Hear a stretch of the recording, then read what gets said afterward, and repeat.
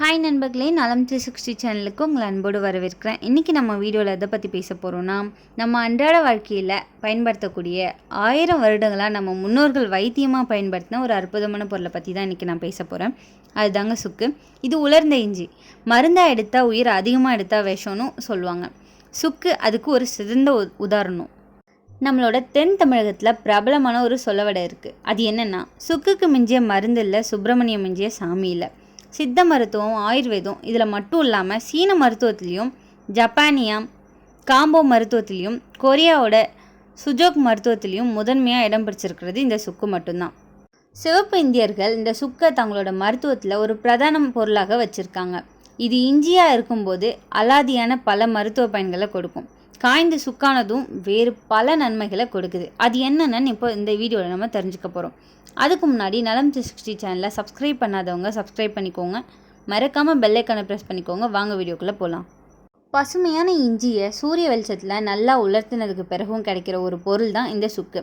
இதில் கார சுவை, சூடுத்தன்மை, மெல்லிய மனம் இருக்கும்.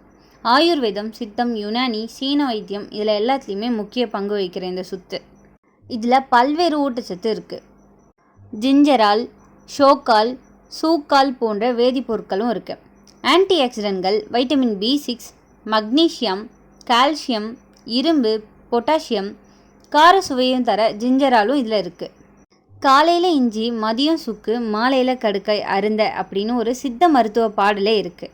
காலையில் பல் துலக்கினதும் இஞ்சியையும் மதியம் சுக்கு தூளையும் உணவுக்கு முன்னாடி எடுத்துக்கொள்வதன் மூலம் நோய்கள் பலவற்றை நம்ம அணுகாமல் காத்துக்கொள்ள முடியுன்றது தான் இந்த பாட்டோட பொருள்.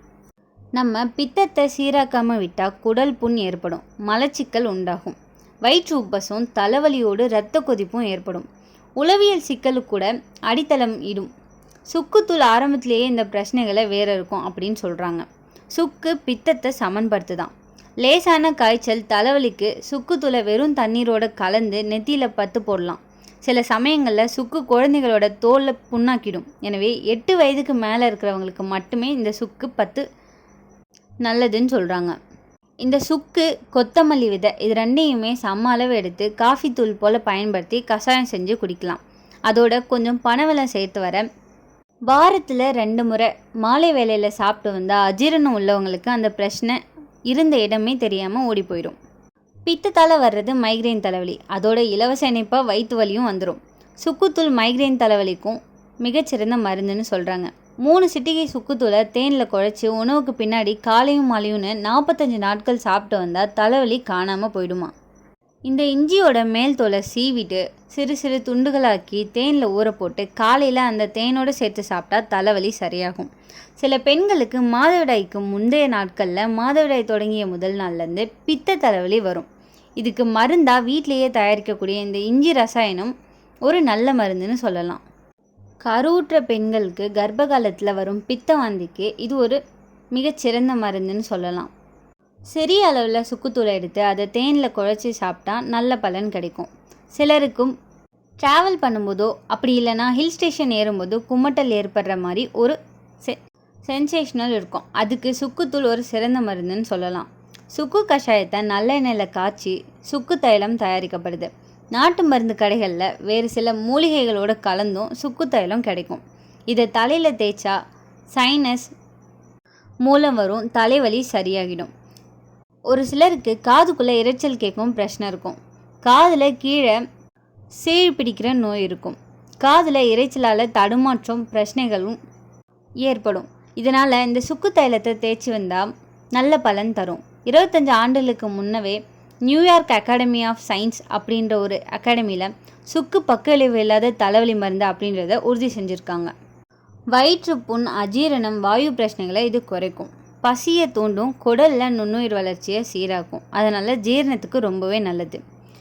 குளிர், இழுமல், தொண்டை வலியை சரியாகும். சுக்கு கஷாயம், சுக்கு காப்பி போன்றவை குளிர், சளி, தொண்டை எரிச்சலை குறைக்கும்.